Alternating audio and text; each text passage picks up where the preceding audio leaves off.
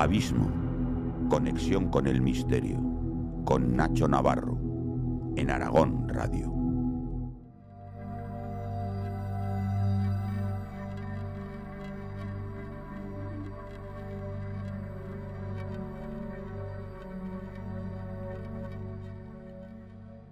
Aragón es custodio de uno de los principales montes sagrados, el conocido, el llamado como Monte Cano, el Moncayo. Zona de sucesos y de leyendas desde tiempos remotos, aquellos desde la antigua mitología con los dioses creadores. Aseguran que en sus laderas hay un halo mágico que la recubre. Ansiadas personas persiguen estas historias que aseguran que allí se albergan todavía tesoros sin descubrir a día de hoy.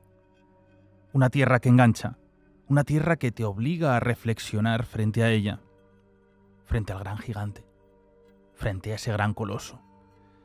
Esto mismo le ocurrió a aquel famoso Gustavo Adolfo Bécquer. Esta noche, el Monte de las Ánimas. Comienza Abismo en Aragón Radio.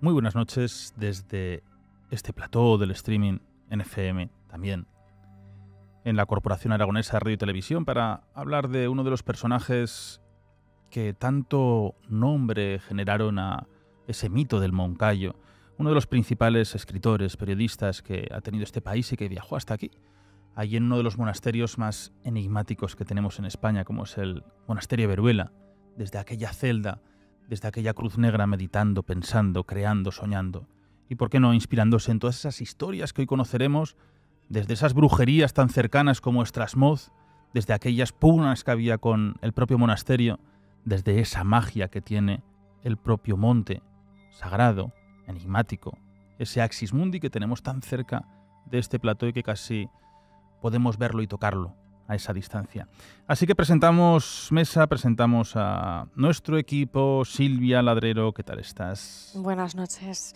Bueno, la verdad es que siempre se habla de Poe o de Lovecraft en la literatura universal, pero nosotros tenemos aquí a Bécquer, que fue el padre del romanticismo en España y desde luego ha inspirado a muchísimos escritores y artistas después, y muy ligado a esta tierra, al Moncayo, a Zaragoza, a Tarazona y también a las zonas colindantes de Soria y de Navarra. Así que bueno, muchas historias por descubrir. Vamos a intentar agruparlas, aunque bueno, a ver lo que nos da tiempo. Y seguimos aquí presentando mesa con nuestro amigo Dani Guiras. ¿Qué tal estás? Buenas noches, Nacho, compañeros. Pues sí, y como decía Silvia, para hablar de un literato que casi con él nació el romanticismo y que, como bien decía, están Lovecraft y Poe, pero tenemos a Cervantes y a Bécquer, ¿no?, que son los autores más leídos en lengua castellana. Así que hoy exploraremos un poquito a Bécquer y sus misterios. Bueno, tú vives a las faldas de otro monte sagrado como es Montserrat. Así es. Pero también vive una persona que ha venido desde allí para estar con nosotros, magnífico amigo, astrónomo, prehistoriador, lo conocen, cómo no. Rafael Balaguer, ¿qué tal estás? Muy bien, buenas noches amigos, encantado de estar aquí una vez más con todos vosotros para compartir esta noche de misterio, pero también ciencia y por supuesto arte, porque Bécquer es un artista grandioso. ¿Tú estás acostumbrado a estas montañas enigmáticas y misteriosas? Sí, porque también tengo la suerte de vivir, pues bueno, muy cerca de Montserrat, quizá pues la montaña más mágica de Europa. Así que bueno, la veo cada día y desde luego para mí pues es un privilegio poder habitar en esa zona y yo lo llamo de una manera muy simple que todo el mundo va a entender. Para mí observar esa naturaleza, esas formaciones geológicas tan peculiares, para mí simplemente es el paisaje que cura, como cura también el Moncayo. Qué bonito. Pues mira, un día hablaremos de Montserrat porque nunca hemos hablado sobre esa montaña, ese monte mágico. Y a quien tenemos para completar este grupo maravilloso, profesor Jaime Arenas, ¿cómo estás? Buenas noches, Nacho. Buenas noches a todos, amigos. Pues bueno, pues un día más aquí para hablar de un tema que yo creo que es muy interesante y sobre todo para intentar sacar a la luz y refrescar historias y anécdotas de un personaje como Bécquer, que aunque es muy conocida su obra, quizás su vida personal y las razones que le llevaron a escribir semejantes obras literarias pues no son tan conocidas. Y yo creo que le debíamos este programa / homenaje, ¿no?, a este gran escritor español. ¿Sabéis qué es lo que ha pasado? Que cuando que tenemos aquí los que estén en el streaming, si no hay un streaming que es Abismo Aragón Radio en YouTube. Claro, pues tenemos aquí la mesa copada de libros, de hemeroteca, de diarios de Aragón, ¿no? Y Silvia ha traído diferentes libros de casa antiguos, pues estos de los años 50, 60, y de pronto ha traído uno y dice, mira, traemos este, no se había dado cuenta, ¿no? Pone Gustavo Adolfo Bécquer, Leyendas, Alianza Editorial. Y la portada, pues es un rostro que está velado con unos tintes verdosos. ¿Y quién es? Pues digo, pero si esta es la ahogada del Sena, la suicida del Sena, que la tenemos en escultura, justamente al lado de nuestro amigo Juan Villa. Y fíjate, es que es el mismo perfil. Me he quedado viéndolo y digo, wow, tú has traído un libro que aparece la musa del surrealismo, la creadora del surrealismo, con la que se basó esa corriente tan maravillosa desde París que nació. Y nosotros pues tenemos esa escultura aquí presidiendo nuestro pequeño plató, y qué guiño más bonito. Estaba predestinado para esta noche este libro. Absolutamente. La tenemos hoy triplicada, porque detrás de mí aparece también esa fotografía de esa joven ahogada enigmática, que bueno, igual algún día rememoro esas historias tan maravillosas. Al final es un símbolo de una época, ¿no? De una época muy victoriana, de la segunda parte del siglo XIX, que es donde se creó todo este caldo de cultivo del romanticismo, del espiritismo, del ocultismo, que es al final de lo que bebía Bécquer. Auguste Rodin, está Breton, está Aragón, todos ellos pues se basaron en esta musa. Y al final Bécquer también tenía sus propias musas. Creo que su mayor musa fue el Moncayo, y esta montaña es la que Jaime, bueno, le inspiró a este autor, a este artista creador español. Sí, la verdad es que la vida de Bécquer es interesantísima, así como todo lo que le inspiró. Vamos a poner un poquito en contexto la vida de Bécquer para luego poder entrar a detallar pues, anécdotas, historias y hablar un poco más de su obra. Gustavo Adolfo Bécquer realmente se llamaba Gustavo Adolfo Domínguez Bastida. Y nosotros lo conocemos como Bécquer porque sus ancestros, creo que fue su tatarabuelo concretamente, que era alemán, se instaló en Sevilla y tenía ese apellido alemán, pero en realidad cuando la línea genealógica llega ya a Gustavo Adolfo, ese apellido ha quedado bastante atrás. Sin embargo, tanto su padre como su hermano Valeriano y él, que eran artistas, van a utilizarlo para firmar sus obras. Nació el 17 de febrero de 1833 en Sevilla, pero la verdad es que su infancia no fue una infancia feliz. La infancia de Gustavo Adolfo fue bastante trágica. Pierde a su padre cuando apenas tiene 5 años.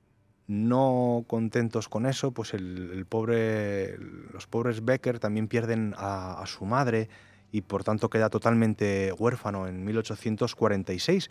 Y en ese momento es cuando se va a vivir a casa de su tía materna, María Bastida, que es donde comienza esa relación con su hermano Valeriano, que posteriormente desembocará en obras conjuntas, y la verdad es que nos dejará algunas de las obras más interesantes, sobre todo incluso a nivel de caricatura política de la época, que ya empezaba, y que hay incluso estudiosos que dicen que puede ser los precursores de las revistas de sátira política que hoy conocemos, por ejemplo, como la del Jueves, ¿no? Esas revistas de ilustraciones, de cómics en las que se tratan temas de actualidad políticos y que hacen una crítica pues desde ese punto de vista humorístico.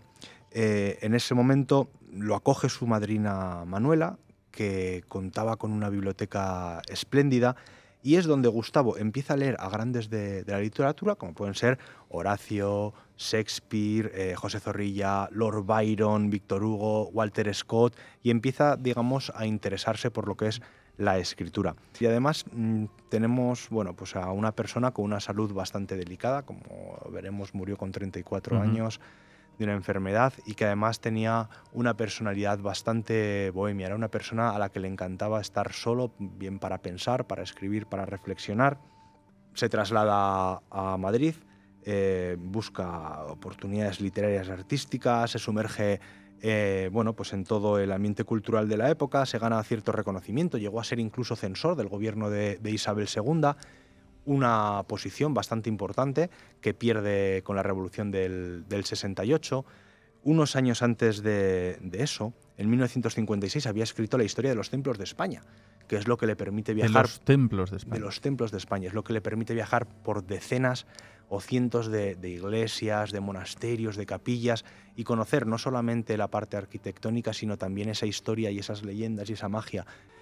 Y a raíz de todo esto es que, bueno, pues él se casa en el 61, en 1861, con Casta Esteban, tiene 3 hijos, es hija de un médico, pero la verdad es que el matrimonio no es nada feliz. Pero de la relación con su mujer, que eran de Soria, es donde va a conocer las faldas del Moncayo, es donde va a conocer Veruela. Yo creo, Nacho, que tenemos ante nosotros a uno de los grandes genios de la literatura universal, no solamente española, y que era, bueno, pues había que hacerle este programa homenaje. Bueno, esta persona, con esa carrera, esa biografía tan maravillosa, hay algo que le llama y que es el Moncayo. Es como un imán para él. En realidad, aparte de que lo conocía a través de su familia política, toda esta zona que comentamos, ¿no? de alrededor del río Keiles, el río Alhama, toda la zona del sur de Navarra, Soria, el Moncayo, es una zona que desde tiempos inmemoriales ha tenido magia, historias, leyenda y sobre todo está unida a la sanación. ¿Qué pasa? Que él contrae tuberculosis y conoce el monasterio de Veruela, donde hay unas celdas, las antiguas celdas de los monjes, que podía pasar allí una temporada, con lo cual decide que va a ser su lugar de reclusión para poder sanar de esa tuberculosis, que además le estaba ya acercando mucho a los pensamientos de muerte que ya resonaban en su cabeza, porque es una persona que está muy relacionada con todo lo que puede haber de vida tras la muerte, ¿no? Los túneles de luz aparecen en muchas de sus obras. Y bueno, de hecho, en El Contemporáneo, que era en el diario donde él escribía, el 28 de enero de 1863, escribe: «Me dan ganas de creer en la metempsicosis», que es la transmigración del alma. O sea, él ya empieza a mostrar esas inclinaciones, ¿no? por todo ese ocultismo que además estaba muy de moda en Sevilla, que era su lugar de nacimiento, y en Madrid, que al final es donde él tenía su residencia principal. Conoce toda esta zona, pasa allí unos meses junto a su hermano, efectivamente, Valeriano, con el que siempre viajaba, y se inspira en muchas de las leyendas de la zona, que sin duda no son pocas. Oye, Rafa, hay como montañas, lugares que llaman a la magia, como que desde tiempos remotos se siguen repitiendo ese tipo de rituales. ¿Hay relación con el medio natural para esto? Sí, por supuesto.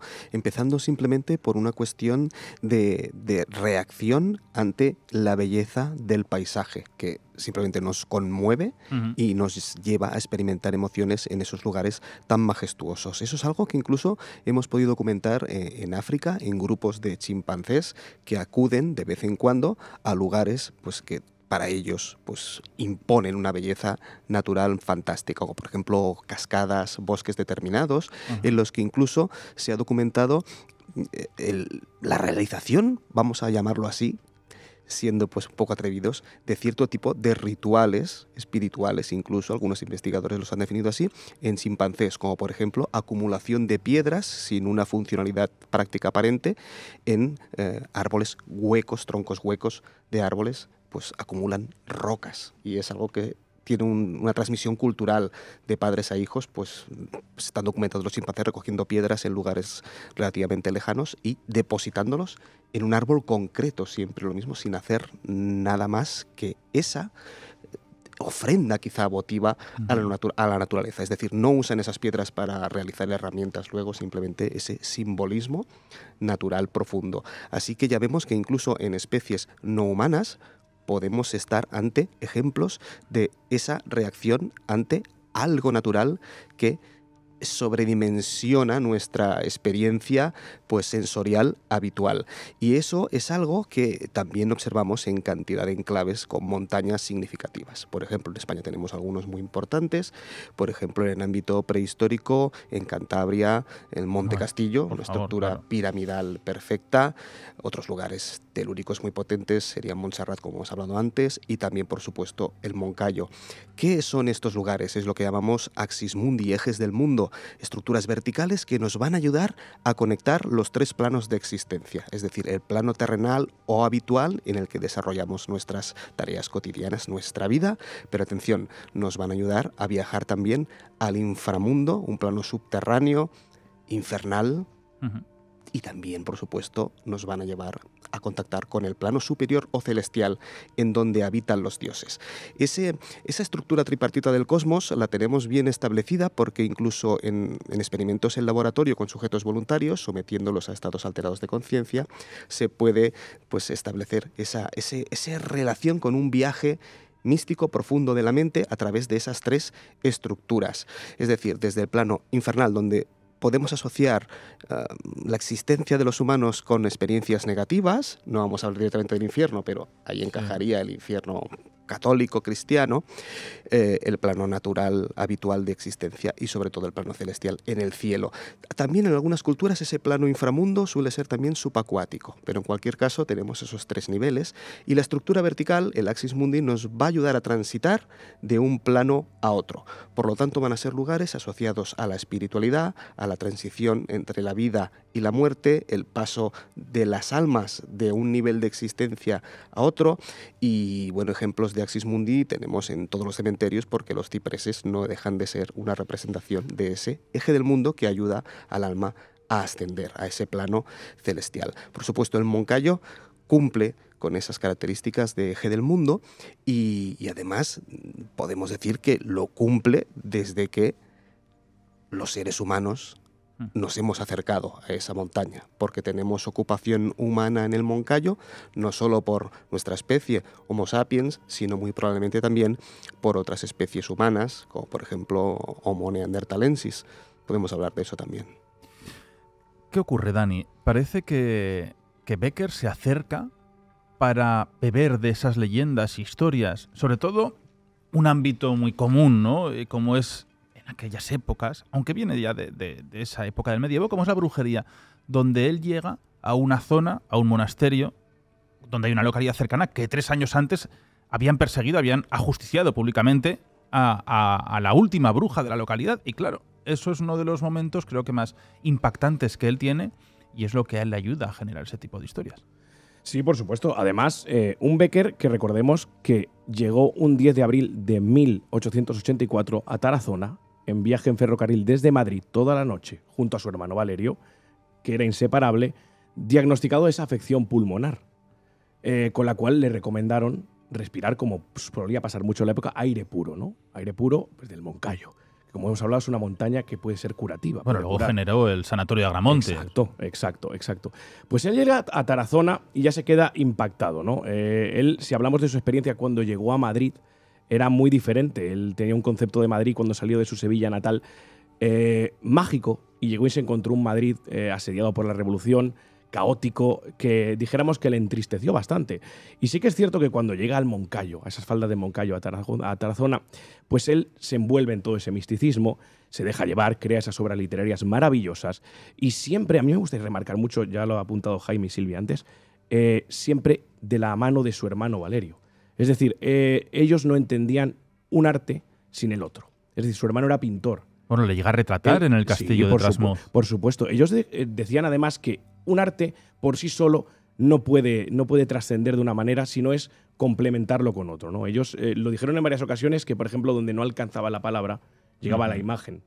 Entonces, siempre de la mano de su hermano llega a crear esas obras literarias en las que hemos hablado antes, las leyendas de todo el Moncayo de Aragón, lo retrata Ojos Verdes, El Gnomo, y muy ligado también a Trasmoz y a la brujería, a la Galga, la Casca y la Dorotea. Recordemos, la Dorotea, la única de la que no se tiene constancia, es de la que más hablaba Becker. Es curioso que es de la única de la que a día de hoy no hay constancia de que haya existido, pero Becker era de la que más hablaba y la que más nombraba, ¿no? Y decir que evidentemente, algo muy triste, ¿no? Pero que toda esa magia que acompañaba a Becker, a su familia y a su hermano, lo llevó incluso a su muerte, ¿no? Es decir, él murió en 1870, 3 meses después de que muriera su hermano. O sea, hasta en eso se fueron juntos. Y es muy interesante lo que nombraba Silvia antes, porque quizá estábamos ante Becker y ante uno de los pioneros en hablar o exponer de una manera pública el tema de las ECMs. Esas experiencias que él sentía, ¿no? Que él vivía ligadas a la muerte, cercanas a la muerte, ¿no? Muy interesante toda la obra de Becker envuelta en leyenda y misterio total. Bueno, él estaba obsesionado también con encontrar un tesoro. Él sabía que hay un tesoro en el Moncayo y en sus largos paseos también era pensar dónde podía encontrar estos objetos. Sí, por supuesto, si hablamos de tesoros que parece ser no hay relevancia, no hay algo que nos diga que así ha sido, pero que pudo pasar por Tarazona, fue la tabla Esmeralda. La famosa tabla Esmeralda, la que se le atribuye al que sería el padre del alquimismo, que es Hermes Trismegisto.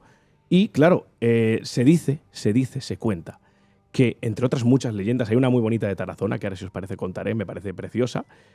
Se dice que pudo haber traducción de esa tabla. Por ejemplo, recordemos, Tarazona es el primer lugar donde se traduce al español el Corán. Sí. O sea, ya tiene un registro importante. Y la tabla Esmeralda, se dice que podría haber pasado por ahí y algunos de sus preceptos podrían haberse traducido directamente en Tarazona. Es una obra alquímica, traída desde Egipto, que se desconoce realmente muy bien su... No sé si la conocéis vosotros, la tabla Esmeralda, pero es bastante perseguida, bastante buscada, ansiada.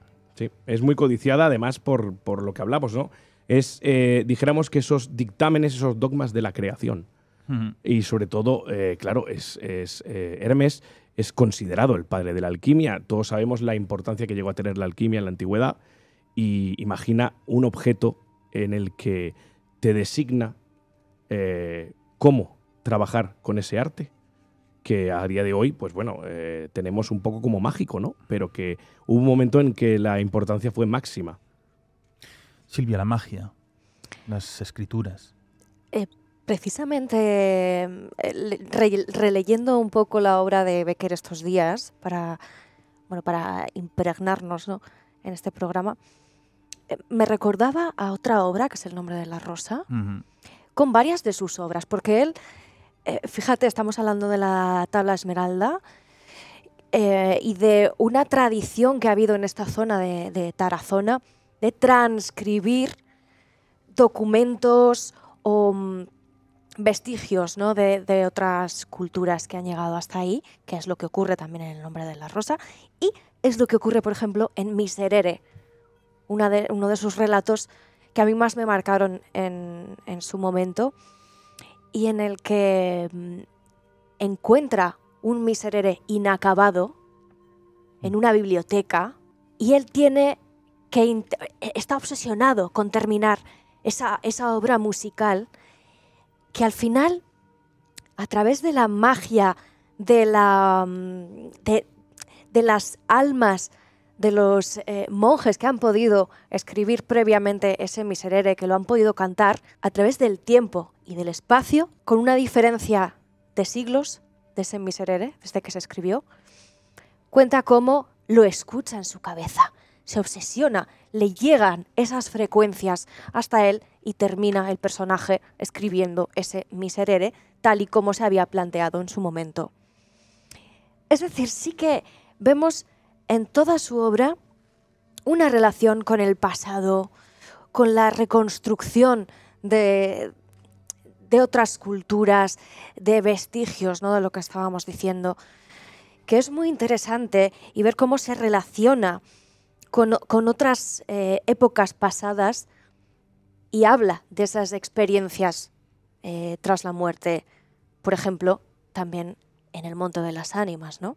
Hablábamos antes que es una de sus obras más legendarias y que al final también está inspirado en esta zona del Moncayo, que si queréis podemos leer un fragmento. Lo del Miserere, fíjate, no lo sabía porque al final Miserere mei Deus, que es Señor apiádate, Señor ten piedad, es aquellos momentos que se leen ya en momentos cuaresmales, ¿no? Dentro de la liturgia católica, pero claro, al final está pidiendo que se apiade de él. Es lo que estás comentando, ¿no? Sí. Si quieres, te leo antes que retomemos el Monte de las Ánimas. Mira, este fragmento de Miserere dice: los monjes pronunciaban en aquel instante estas espantosas palabras del Miserere. In inquitatibus conceptus sum, et in peccatis concepit me mater mea. Al resonar este versículo y dilatarse sus ecos, retumbando de bóveda en bóveda, se levantó un alarido tremendo, que parecía un grito de dolor, arrancado a la humanidad entera por la conciencia de sus maldades. Un grito horroroso, formado de todos los lamentos del infortunio, de todos los aullidos de la desesperación, de todas las blasfemias de la impiedad. Concierto monstruoso, digno intérprete de los que viven en el pecado y fueron concebidos en la iniquidad. Miserere nos habla de la zona de Fitero, que sí que es una zona muy cercana a Veruela, al Moncayo. Está en Navarra. De hecho, tiene muchas historias de esta zona, la Cueva de la Mora.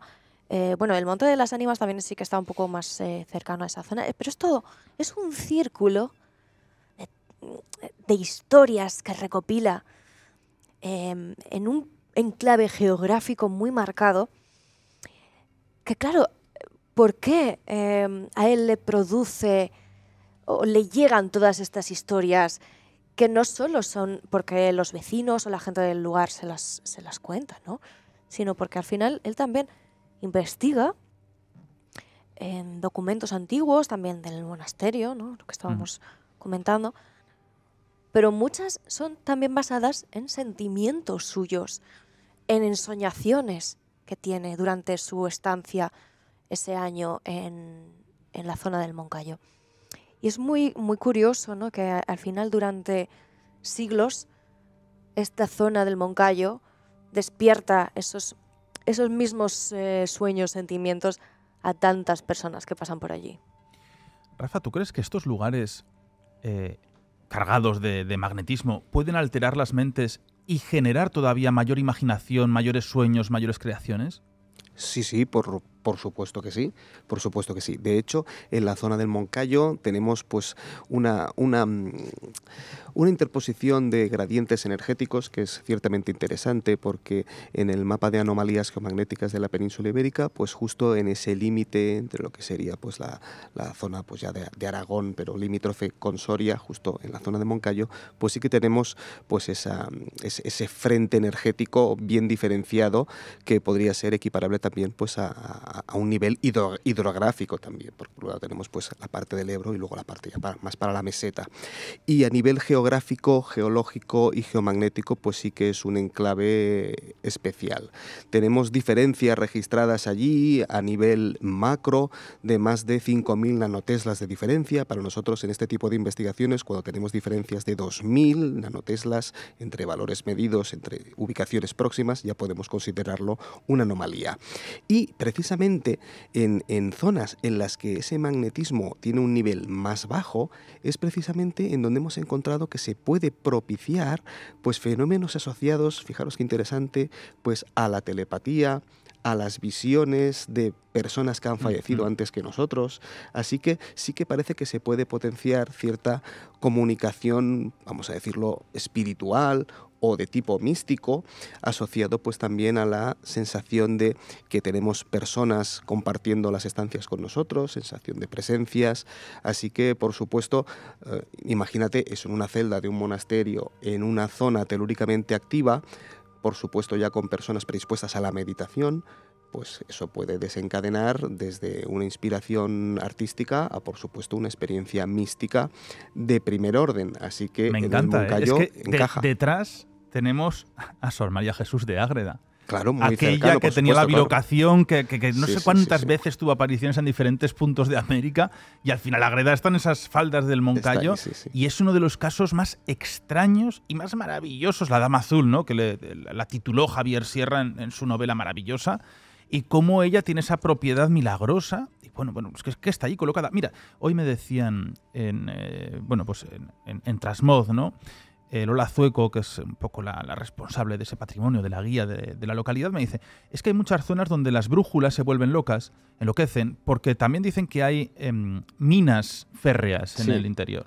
Sí, sí, es cierto. De hecho, pues hay bien documentados pues diversos sistemas de cuevas y a nivel pues geológico hay diversas explotaciones de diversos minerales. Por cierto, explotación de esos minerales ya desde la más remota prehistoria, porque antes hablábamos de esos neandertales y eso es porque tenemos documentados yacimientos de industria lítica que se han establecido pues, con una antigüedad de alrededor de unos 40.000 años. Algunos investigadores piensan que puede ser un poquito más moderno, pero ¿qué ocurre? Que cuando tú los observas, porque son raspadores y raederas, que son herramientas simples, muy toscas, que se utilizaban simplemente pues, para despojar de la corteza ciertas maderas o también para curtir pieles. Además, esas herramientas están muy asociadas a esa especie Homo neanderthalensis, una industria lítica en cuanto a la técnica para tallar esas herramientas que llamamos musteriense, y cuando hablamos de musteriense y observamos esa tipología, esa cadena operativa para obtener esa herramienta, nuestra mente se nos va directamente a neandertales, aunque con esos 40.000 años de antigüedad podríamos estar hablando que también empezaba a haber algún representante de Sapiens por la zona, sin duda, pero aún así son herramientas simples, toscas y más en épocas más modernas, ya en el Neolítico, y ya empezamos ya pues a explotar el cobre, también el hierro, porque también tenemos minas allí, también tenemos explotaciones en yeso y también incluso en plata, así que a nivel mineralógico es una zona muy rica y claro, fíjate, los neandertales ya habitaron esa zona porque les era ciertamente propicia. Estamos hablando que en esos 40.000 años pues tenían un clima quizá templado, parecido al que podemos observar hoy allí, y eso les permitió habitar a cierta altura en el monte, 800, 900 metros de altura. Encontramos esos campamentos, esos asentamientos que les eran amables. Bueno, fíjate si es especial esta montaña. Jaime, las almas, las ánimas de Becker. Bueno, el Monte de las Ánimas es uno de los relatos, yo creo que más famosos de Becker. Yo creo que es un relato que a casi todos nos han obligado además a leer en el colegio, y yo no sé si es el Antes, ahora creo que ya no lo hacen leer mucho, ¿eh? A mí sí que me Pero lo hicieron, animemos. A mí sí que me lo hicieron leer. Es un relato muy cortito, apenas tiene 5 o 6 páginas, pero es un relato muy intenso. Nos cuenta la historia de dos primos nobles que van cabalgando hacia la ciudad de Soria, y mientras van cabalgando pues le cuenta una historia a su prima Beatriz. No me acuerdo cómo se llamaba el noble ahora mismo, me parece que Alonso. Era Alonso y Beatriz. Bueno, entonces pues le va contando una historia a Beatriz. Beatriz no se lo cree, le habla del Monte de las Ánimas, de cómo los templarios lucharon en una montaña que les había concedido el rey contra los nobles de Soria que querían ir ahí a cazar, y como de la matanza que se produjo entre los que intentaban evitar la cacería y los que querían cazar a un expensas de los templarios, pues desde las ruinas de la capilla que hay allí, bueno, pues el día de Todos los Santos se levantaban las ánimas, ¿no? Es un relato, no vamos a contar el final, no vamos a hacer un spoiler, aunque sea una obra universal, porque yo creo que si hay alguien que nos está escuchando y no lo ha leído, tiene que leerlo. Pero en este relato, aunque sea tan corto, yo creo que tenemos una de las mejores muestras de, digamos, un relato no de terror, no sé si busca el terror en el lector, sí, pero desde luego de una descripción brutal del terror que sufre el personaje, ¿no? Concretamente Beatriz. Son unas palabras que yo creo que anteriormente, bueno, creo no, estoy bastante seguro, de que en España no se habían utilizado de esta forma, que digamos te hace empatizar con lo que está sintiendo el personaje, y que te lleva a un momento y un lugar tan concreto, con una descripción tan precisa, que puedes pues sentir casi lo que Beatriz en su alcoba, ¿no? Que es concretamente donde pasa la noche, está sintiendo.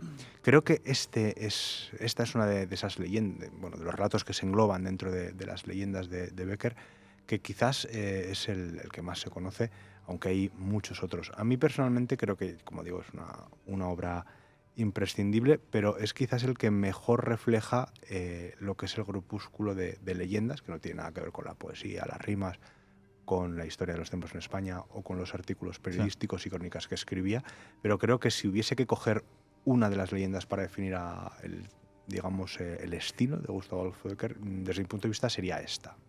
¿Tú crees, Silvia, que él es un creador del género de terror? Absolutamente, sí. Y además, fíjate, en El Monte de las Ánimas es como un compendio de varios elementos que contienen esta tipología de relatos de terror, ¿no? Y además, con los que él estaba muy obsesionado, por ejemplo, los templarios. De hecho, muchas veces ha dicho que podría pertenecer a una orden masónica, el propio Bécquer y su hermano.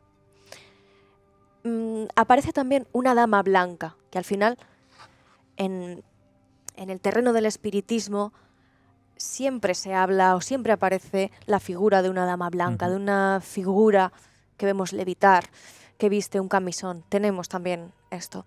Tenemos oscuridad, tenemos silencio y tenemos una reflexión del propio personaje de Beatriz, que se le va acelerando el pulso, que siente nerviosismo, que se agobia. Es el primer momento, yo creo, de la literatura española en el que se describe esa angustia y el terror que produce al lector se basa en esa propia angustia.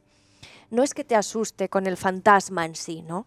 La aparición de un fantasma, sino en lo que piensa, siente a nivel físico incluso, la persona que está teniendo ese terrible miedo en ese momento. Es lo que te lleva a esa literatura de terror. Me gustaría también comentar que la zona de la que estamos hablando y que Rafa ha comentado que tiene toda esa gran cantidad de minerales en su interior, esta montaña del Moncayo. De hecho, es que si paseas por toda esta zona, tú puedes ver un paisaje que no se repite en muchas zonas de España, sí que en algunas, ¿no? Pues hay muchas zonas de minas de hierro y que al final tiene como un encanto, ¿no? Con esas tierras rojizas, ese verdor tan característico, tan oscuro, que resalta tanto con la tierra roja. Y que, por ejemplo, en la zona oculta del Moncayo, la parte de la comarca de la Aranda, ha habido muchos asentamientos celtíberos que se han encontrado esos vestigios que comentábamos antes de minas y de utilización ya de esos minerales, que a día de hoy, por ejemplo, tú vas paseando por esa zona y encuentras una cosa que llaman los habitantes de estos pueblos, lo llaman los meteoritos, que son esos restos que han quedado de las minas celtíberas, de esos minerales que iban extrayendo, no solo para elementos o para herramientas cotidianas, sino también para muchos rituales y para protección y armamento. Y son muy interesantes todos estos restos minerales que al final tenemos en esta zona, que nos están diciendo que efectivamente es una tierra que tiene mucho por encima de la capa que podemos ver, pero también mucho en el sustrato. Tiene mucha riqueza en su propio suelo. El Moncayo tiene muchas cosas en su interior que nos llevan a que hoy podamos estar hablando del Moncayo como una zona mágica. O sea, bueno, yo, Nacho, sí. suelo hacer un apunte. No hemos hablado del Moncayo como montaña maldita, pero el Moncayo, a pesar de no tener una grandísima altura, es una montaña peligrosísima en la que no solo han muerto gente, sino que se han estrellado varios aviones. Sí. O sea, este es un tema que poco y juega un papel muy importante en el transcurso final de la Segunda Guerra Mundial. Bueno, eso además. Pero ese es un programa que tenemos que hacer otro día, porque eso lo tenemos que estudiar. El Moncayo tiene un problema, y es que tiene tal cantidad de historias. Solamente Bécquer ya necesitaría una serie nuestra, ¿no? De desgranar cada una de esas escrituras tan maravillosas, y el Moncayo también. Y prometo que seguiremos hablando del Moncayo. Por supuesto que haremos más capítulos del Moncayo, porque merece el Moncayo que se trate cada una de esas historias, pues como las que va a contar ahora Jaime, ¿no? De esa maldición, no solamente el sagrado, también está esa parte también negativa. El Moncayo es una montaña que complicada de subir, no es una montaña de las fáciles, o sea que, por favor, quienes nos estén escuchando, si no son asiduos a la montaña, que no vayan, porque no tanto porque haya que escalar, que no hay que escalar, se puede subir andando, sino porque se te echa encima la niebla en un visto y no visto, y es muy sencillo perderte, y al perderte despeñarte. De hecho, hace no muchos años murió un sacerdote que le ocurrió esto, ¿no? Sí, cuando se viene la niebla hay que quedarse esperando a que se vaya. De la misma forma les ocurrió a los aviones, que cuando tú vas subiendo el Moncayo, yo la verdad es que solo he intentado 2 veces, y las 2 veces me he quedado cerquita de la cima, pero no hemos llegado. Yo era muy pequeño, que iba con mis padres, y se nos echó la niebla encima, y mi padre dijo, bueno, nos sentamos un ratito y en cuanto esto escampe, para abajo, ¿no? Pero se pueden ver incluso restos de los fuselajes de los aviones, y claro, al final tienes una gran mole de piedra en mitad de una zona que no tiene semejantes alturas. Hay sierras altas, pero no, digamos que es el rey, ¿no? Cuando tú miras el skyline de la zona, por así decirlo, es el rey. Además, tiene nieves durante gran parte del año. Cuando suele nevar por la zona es lo primero que obviamente cae. Pues el Monte Cano, siempre tiene esa cima blanca. Exacto. Uy, casi siempre. Y además es visible prácticamente, bueno, prácticamente no, por ejemplo, desde la Muela de Zaragoza, desde la Almunia ya se ve el Moncayo cuando hay días despejados, o sea, tiene una visión brutal. Pero es un monte que se ha llevado muchísimas vidas, y que además está allí, como habéis dicho antes, el sanatorio, que bueno, pues también ha contribuido mucho a la leyenda de Monte Misterioso. Habrá que hablar también Monte maldito para mí también, un poco, ¿no? Hay un punto muy curioso, perdonad, que a lo mejor es más desconocido. Es una zona de carretera que realmente tú estás subiendo ese tramo de carretera, pero visualmente tú ves que estás bajando. ¿Habéis estado alguna vez? Sí, eso está camino de Trasmoz. Se pone punto muerto en el coche. Eso me pasó a mí, que digo, pero estamos subiendo, estamos bajando, efectivamente. Es increíble. Es un efecto óptico brutal. Sí, porque completamente tus ojos ven lo contrario a lo que estás haciendo. Es increíble este punto. Yo me paré y eché un boli a rodar porque no me lo podía creer. Sí. Me decían, no, que estás subiendo, pero no, en realidad estás bajando. No puede ser. Me bajé del coche, dejé rodar el boli. Efectivamente. Sí. El bolígrafo subía, sí. Yo no lo he visto, pero me recuerda, había una montaña en Canadá, se llama Magnetic Hill, y claro, famosa en todo el mundo, y por desgracia pues el Moncayo no, cuando tenemos un fenómeno, entre comillas, porque sí que es un efecto óptico, pero claro, puede ser muy, muy espectacular observar que un coche asciende solo una montaña. Pues, quiero recordar que por Granada hay otra carretera así también. Lo ha dicho Silvia, los rituales con piedras, claro, ¿no? que se podían hacer en épocas antiguas. Por supuesto, la litolatría, el culto a la piedra. Litolatría. El culto a la piedra. Eso nos ha acompañado desde siempre, lo podemos ver en un entorno pues neolítico, pues con los dólmenes, los menhires, pero en realidad estas estructuras funerarias, los dólmenes, pues nos podrían estar recordando una evocación, una recreación de una cueva natural. Vamos a llevárnosla donde habitamos ahora, más en el exterior. Ya no habitamos tanto las cuevas en esa época más moderna, pero hacemos una cueva artificial para depositar allí nuestros muertos. Y era muy importante en las manifestaciones artísticas del Paleolítico, que nos pueden llevar a relacionarlas con cierta idea de misticismo, pues la idea de tocar la piedra, tocar las paredes de las cuevas, los paneles con arte rupestre, precisamente porque esa roca actúa de membrana con el mundo espiritual. Desde entonces practicamos la litolatría y nos la hemos llevado a cualquier época con nosotros, el contacto con la piedra. Por eso algunos minerales son sagrados, desde el cuarzo hasta luego pues construir amuletos prácticamente con cualquier material lítico.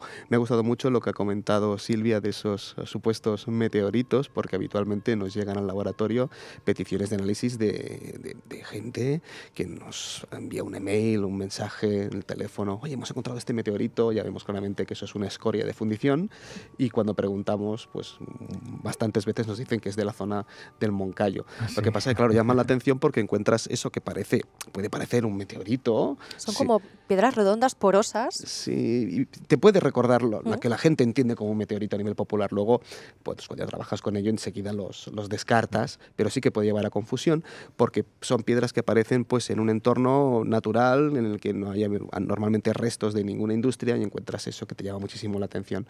Eso es lo que llamamos en inglés un meteor wrong, un meteorito equivocado. Pero es muy diferente inmediatamente la composición al meteorito. Sí, por supuesto. Una persona que trabaje en ello, pues inmediatamente con una fotografía ya lo descartamos normalmente, pero sí que es muy habitual que el público los confunda, entonces hay que tener cuidado con ello.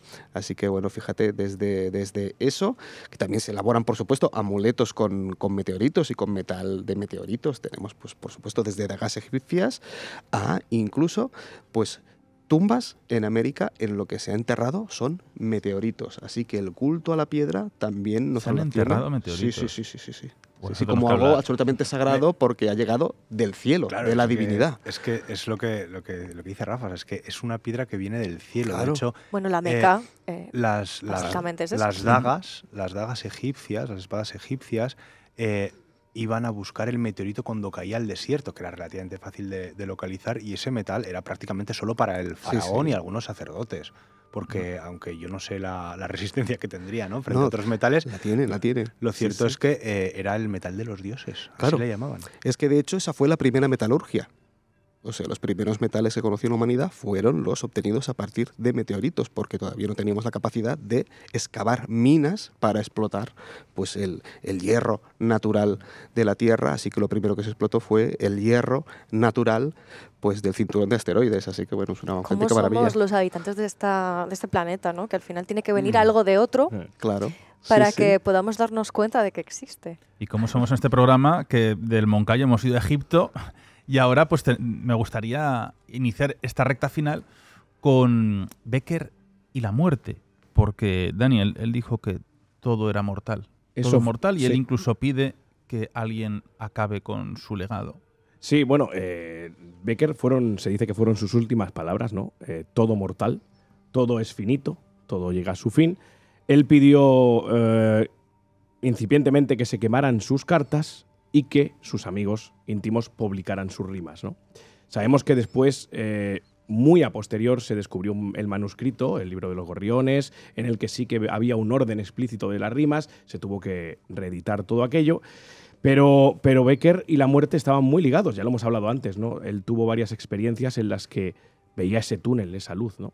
Y es muy curioso todo cómo lo plasmó a nivel tan real la reacción humana en su obra, en el caso del Monte de las Ánimas y en muchos otros. Y a mí, estando aquí ahora con todo lo que se ha expuesto sobre la mesa, ya sabéis que soy un poquito, ¿no? Estaba reflexionando algo que yo creo que me inquieta y me preocupa, ¿no? Y debería ser una reflexión a nivel social, ¿no?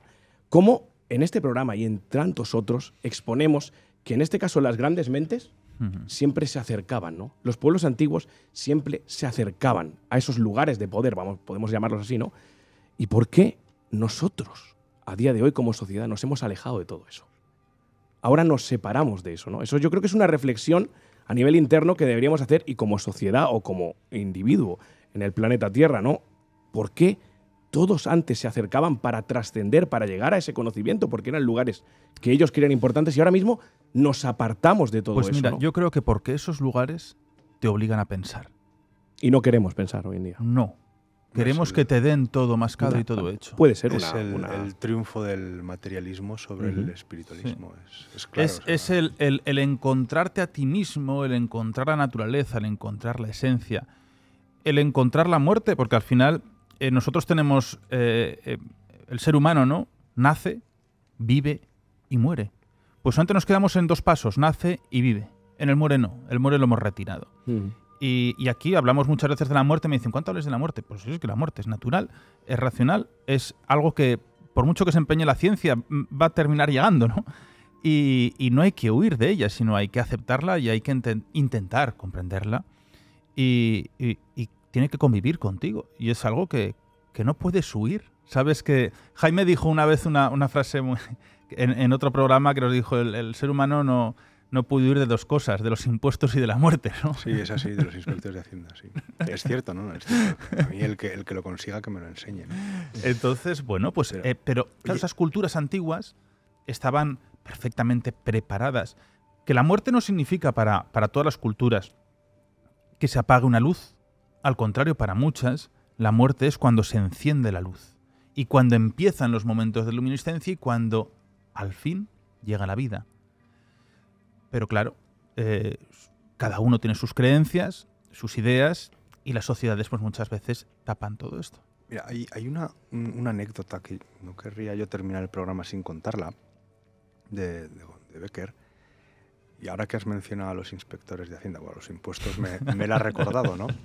Y es que en el 9 de diciembre de 1864, el que era ministro de Gobernación, Luis González Bravo, nombra a Becker censor. Estamos hablando de que el propio Becker, políticamente hablando, era un conservador acérrimo y por lo tanto dentro del gobierno pues había una censura, tal y como la entendemos a día de hoy. Y Becker se desempeñaba además por 24.000 reales al año, que era un sueldo bastante importante en aquella época. Y diréis, ¿y dónde está el misterio, no? Bueno, pues tenía una ideología política y le contrataron para ser censor. Pues hay dos peculiaridades en el papel de censor de Becker. La primera es que se cometió prevaricación para que pudiera obtener el cargo, porque ese cargo solo lo podían obtener los licenciados como abogados, o sea, en Derecho y por lo tanto abogados. Y la otra, que es la que a mí más me sorprende y que a todos los estudiosos y biógrafos de Becker les traen de cabeza, es que todos los expedientes administrativos de la segunda mitad del siglo XIX se conservan, a excepción de los informes que hizo Becker. ¿Y eso? Han desaparecido de los archivos y nadie sabe por qué, ni cómo, ni cuándo. Curioso. Tienes el resto de los informes de los censores, menos los de Gustavo Adolfo Becker. Han desaparecido y nadie sabe cuándo los han podido robar, cuándo se han podido sustraer, perder. Oye, ¿cómo imagináis la vida de Becker cuando estuvo en Veruela? En esas celdas, al final celdas, unas habitaciones monásticas. Una vida contemplativa como tenían los propios monjes de ese monasterio. Monasterio, que un día hablaremos de monasterio porque tiene tela. Pero yo lo conozco un poco, a mí me bautizaron allí. O sea que yo tengo una relación bastante cercana con Veruela y el Moncayo. Se salió muy raro. ¿Cómo lo imagináis? Él mirando a esa naturaleza, pensando y meditando y absorbiendo todas las historias de las localidades. Sí, desde luego, pero también viajó mucho. Entonces, yo creo que ocupaba mucho tiempo escuchando a las personas y a la naturaleza que le rodeaba. Pero viajaba mucho, sí. Pateaba. Yo creo que bastante, la pista nos la da precisamente Cartas desde mi celda, que principalmente son descripciones paisajísticas de la zona, y es precisamente por lo que decía Silvia, ¿no? Becker obviamente estaba en lo que es la hospedería que se crea en el monasterio de Veruela tras la desamortización, y en la que se pueden ir a pasar largas temporadas, y se dedica a recorrer esa zona. Claro, lo que le permitiría, yo entiendo, recorrer en un día ida y vuelta, o como mucho 2 días. Y todas esas descripciones paisajísticas que nos quedan son frutos de esos recorridos hasta los lugares donde luego él va a encontrar esas leyendas, va a encontrar esas historias y va a visitar esos enclaves que nos describe en otra de las partes de su obra, que es las leyendas. Y fíjate, hablando de leyendas, a mí personalmente no me gustaría dejar pasar una de las leyendas más bonitas que tiene la zona, que es Tarazona, ¿no? Tarazona se cuenta la leyenda, fíjate hasta dónde llegamos, que la reconstruyó el propio Hércules. Tenemos otros indicios aquí, ¿no? Pero que son de construcción, como Cádiz o La Coruña, pero aquí se dice que después del hielo del Moncayo el Keiles se desbordó y Hércules, que se encontraba por la península ibérica, realizando uno de sus trabajos, el 10º concretamente, el de los bueyes de Gerión, y buscando al que le había robado los bueyes, que dicen que era el Caco, y se escondía en una cueva que la gente de por aquí conocerá, que es la de los Fuelles, le pidieron los habitantes de Tarazona, a cambio de esa información, a Hércules, de dónde estaban esos bueyes, si por favor podría reconstruir la ciudad.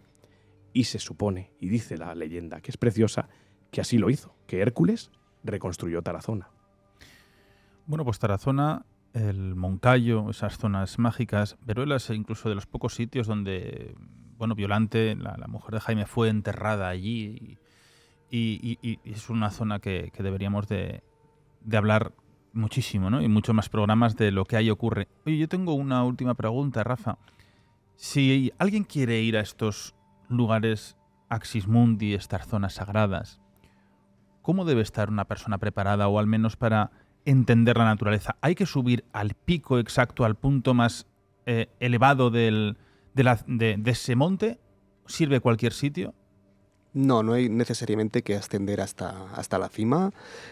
Cualquier zona del entorno en la que la persona vaya predispuesta a sentir algo, pues es posible que sienta algo especial, pero va a ser algo siempre pasado por la subjetividad, porque al final eso nos va a facilitar un viaje. Decía Silvia que Becker había viajado y, por supuesto, el viaje externo es el mejor camino para propiciar y desarrollar nuestro propio viaje interno, que por supuesto es el más importante. Y entonces está clarísimo que él acudió a lo que podríamos asimilar a un lugar de poder, a un lugar sagrado, un enclave potentísimo de la España mágica. Y entonces es totalmente inevitable que las gentes actuales sigan acudiendo a ese lugar, a ese Moncayo, como podemos tener otros muchos, pero el Moncayo sin duda es uno de estos lugares especiales. Para mí es un lugar sagrado por naturaleza. Entonces, ¿qué es lo que nos va a permitir acercarnos a un lugar sagrado por naturaleza? Pues nos va a permitir 3 cosas. Primero, nos va a permitir a todos, prácticamente, trascender. Es decir, va a ser un lugar en el que vamos a poder trascender nuestros propios límites humanos y vamos a poder experimentar cierto crecimiento espiritual. También nos va a transmutar, nos va a generar un cambio a nivel interno tan potente que es posible que llegue incluso a cambiar toda nuestra vida. Y por último, esas experiencias tan potentes que vamos a poder vivir allí nos van a dejar un mensaje a través del simbolismo que podemos recuperar desde esa industria lítica neandertal, por ejemplo, a castros celtibéricos y al resto de materiales y comportamientos prácticamente fosilizados que podemos recuperar de nuestros ancestros en esa zona. Así que, fíjate, trascender, transmutar y transmitir el mensaje a partir de un lugar. Y, aunque no tengamos una predisposición especial, acercarnos con esa abertura de mente más hacia la mística asociada a la naturaleza, pues son lugares que, como tienen cierto desnivel de energía respecto al entorno, es algo que podemos medir con sensores, como hacemos habitualmente en nuestra área de investigación, pues en estos lugares va a pasar una cosa muy curiosa. Van a ser lugares que normalmente va a tender casi toda la población a sentirse mejor.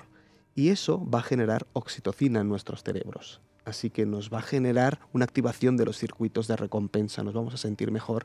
Y por eso volvemos a la naturaleza y hay que recuperar ese lugar sagrado. Hay que recuperar la llamada de la biofilia, la llamada de la naturaleza. Porque en el fondo nunca deberíamos haber dejado de ser seres sensibles ante el cosmos y ante la naturaleza que nos acoge y nos ha acogido siempre. Bueno, pues me ha parecido... Bueno, me ha encantado, ¿no? El programa. Al final es ese viaje que hacemos por las tierras de Aragón, que le hemos llevado hasta Egipto, le hemos llevado hasta el cosmos. Así que, mi querido Rafa Balaguer, muchísimas gracias por acompañarnos, por venir hasta aquí. Seguiremos. Oye, tenemos que hacer un programa especial sobre las piedras, el poder de la piedra. Muy bien, ¿te cuando parece? quieras, sí. Muchísimas gracias. Profesor Arenas, muchísimas gracias. Gracias a ti, Nacho, por invitarme otro día y por pasar este buen rato con amigos hablando de un tema tan interesante y de una persona, yo creo que tan imprescindible, por lo menos, conocerla y conocer un poco su obra, como es Gustavo Adolfo Bécquer. Daniel Higueras, como siempre. Amigo. Nacho, amigos, ha sido un placer. A mí me gustaría acabar con una frase que escribió el propio Bécquer desde ahí del monasterio de Veruela, que me parece que resume muy bien todo ese genio que brindó al mundo, ¿no? El poeta. Y decía algo como: por los tenebrosos rincones de mi cerebro, acurrucados y desnudos, duermen los extravagantes hijos de mi fantasía. Eso lo escribió en el 1868 desde ese monasterio y me parece que ilumina muy bien todo lo que comprendía Bécquer y el concepto que tenía de todo el mundo que le rodeaba, incluido el Moncayo. Gracias a vosotros, siempre. Pues hoy acabamos de una forma diferente, aquí leyendo, haciendo una pequeña lectura de Bécquer. Ahora Silvia. Así que muchísimas gracias desde este lugar central para Aragón Radio, en la Corporación Aragonesa de Radio y Televisión, en este plató maravilloso. Y yo no les hablo más. Yo solamente les digo que hasta la próxima semana, pero nos quedamos con un mensaje. Un fragmento de Maese Pérez, que al final es una oda a ti, Nacho, porque es un personaje basado en un organista, ¿no? Y es un organista que fallece y de repente se quedan en la iglesia, en una iglesia de Sevilla, sin poder tocar ese órgano. Pero tienen que continuar, así que la misa va a comenzar y ya esperan con impaciencia a los fieles. Vuestro Padre está en el cielo y desde allí, antes que daros sustos, bajará a inspirar a su hija en esta ceremonia solemne para el objeto de tan especial devoción. La hija de Maese Pérez abrió con mano temblorosa la puerta de la tribuna para sentarse en el banquillo del órgano y comenzó la misa.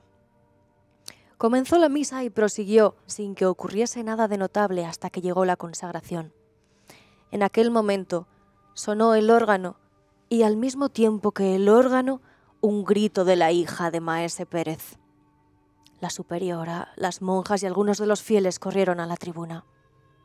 «¡Miradle!